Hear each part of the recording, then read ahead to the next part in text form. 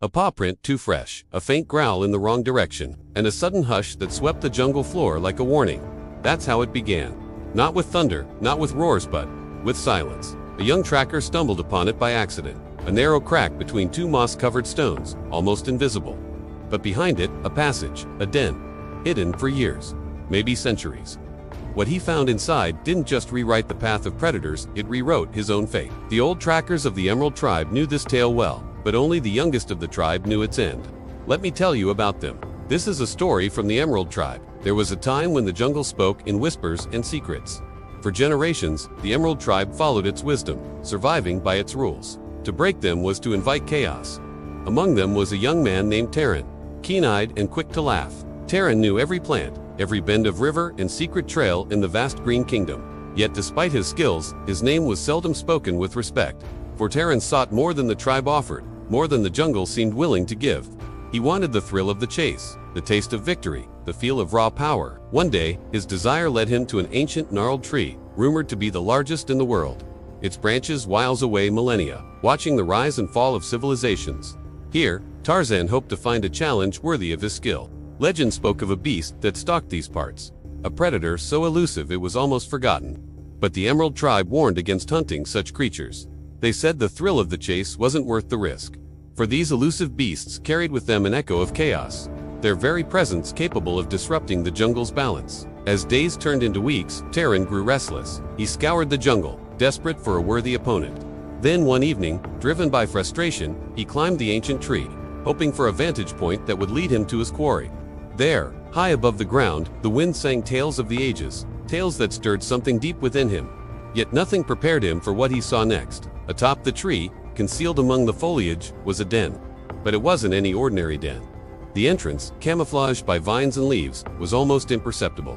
What caught Terran's eye, though, was a scattering of objects near the den. A shattered bird skull, a collection of strangely arranged stones, and a single, enormous paw print.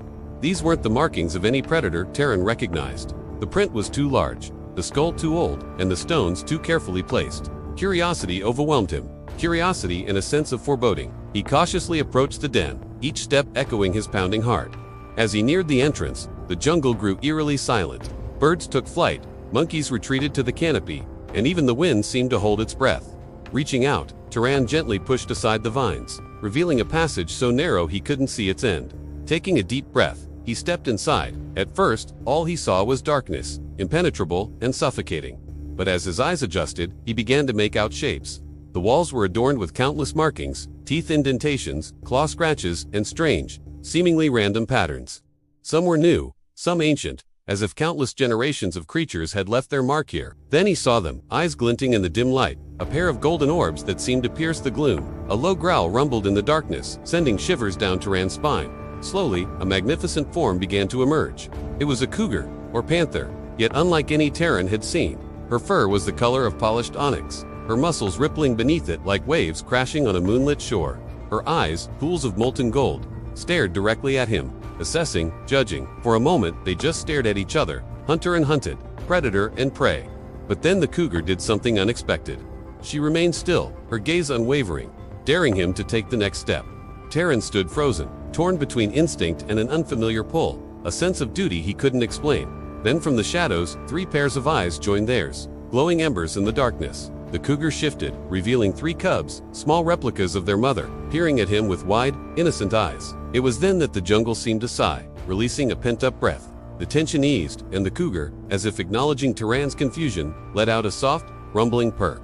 In that instant, the predator's den revealed its secrets, the thrill of the hunt giving way to something far more profound. This was no ordinary cougar. This was the elusive queen, a creature whispered about in legends, a guardian of the forest's heart. And this den, hidden from the eyes of men, was a sanctuary of power and peace. A place where the laws of the jungle were most sacred and the balance of nature was most evident. Terran, once eager to claim victory, now felt like a trespasser. He had sought the thrill of the hunt, but instead found himself humbled by the quiet dignity of the elusive queen and her cubs. Days turned into weeks, and Terran found himself drawn back to the den, again and again. He observed the elusive queen and her cubs, learning their ways, watching how they moved through the jungle with a grace and power that belied their ferocity. He saw how she taught her cubs the ancient ways of the jungle, how she showed them how to stalk their prey, how to listen to the whispers of the forest, and most importantly, how to respect its heart. He saw how she used her power, not for domination, but for balance. How she protected the weak and guided the lost, ensuring the harmony of the jungle. She was a force of nature, yes, but she was also a teacher, a healer, a leader. In her, Taran saw a reflection of the Emerald Tribe's forgotten values, the respect for all life, the reverence for the natural order, and the understanding that true strength lay in balance and wisdom, not just brute force. As the days passed, Taran felt a change within himself, a shift in perspective that went beyond the lessons of the jungle.